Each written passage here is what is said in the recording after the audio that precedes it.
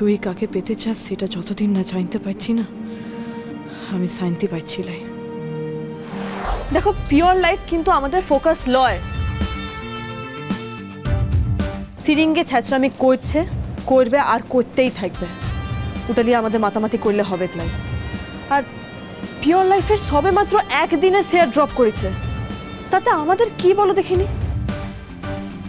ওদের সঙ্গে কি আমাদের তুলনা হয়? ওরা দেশের অন্যতম একটা বড় প্রতিষ্ঠিত এফএমসিজি কোম্পানি, ওদের সামনে আমরা শিশু। আর একটা কথা কিন্তু মানতেই হবে, ওরা কিন্তু এটা একদিনে হয় নাই। হাজার হাজার মানুষের কত বছরের শ্রম জড়ায় আছে ওদের সাথে। ওটার সামনে তো আমরা সবে মাত্র শিশু। আমাদের এখনো ওই জায়গায় পৌঁছাতে গেলে না অনেকটা পথ চলতে হবে, অনেকটা রাস্তা হাঁটতে হবে। আমি বুঝতে পারছি, আমি নিজেই বলেছিলাম যে 1 বছরের মধ্যে আমি পিওর লাইফকে কিনে নিব, কিন্তু নিজেই ভেবে দেখো, এই এক কামরার ঘরের মধ্যে দাঁড়ায় 1 বছরের মাথায় অত বড় একটা এফএমসিজি কোম্পানিকে কিনে নেওয়া কি মুখের কথা বটে? হবে হবে পারুল, সব হবে, এত স্ট্রেস নিস না। নাড়াগোল থেকে তো এসছিলি, ব্রাইট মাইন্ডসের চ্যাম্পিয়ন হয়ে দেখালি তো। হ্যাঁ, ভেবেছিলি সেটা কোনোদিন হবে? ভাবিসনি তো। এটাও হবে, ভরসা রাখ।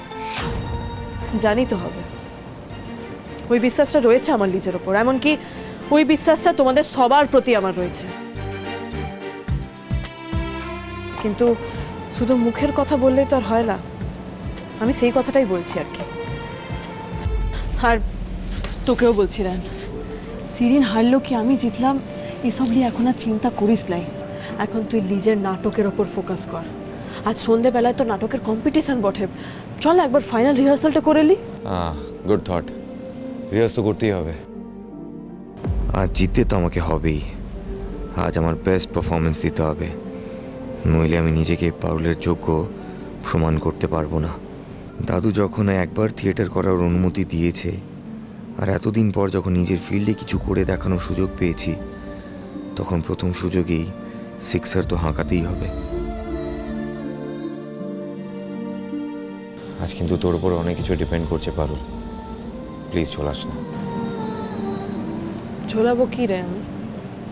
আমি তো আজীবন মনে প্রাণে চেয়েছি যে তুই জেত। আমাকে হারায় তুই নিজের ফিল্ডে কাকে এমন পাবি সেটা তো আমাকে জানতে লাগবে না? জিততে তো তোকে হবেই রায়, আর আমিও নিজের চান লড়াই তোর সঙ্গে খাইব। নিজের বেস্টটা উজাড় করে দেবো আজকে। তবে তুই কিন্তু ভুলে যাস নাই, তুই কিন্তু সবার সামনে কথা দিয়েছিস যে তুই যদি আজ কম্পিটিশন জিতুস তাহলে তুই বিটির নামটা বলে দিবি।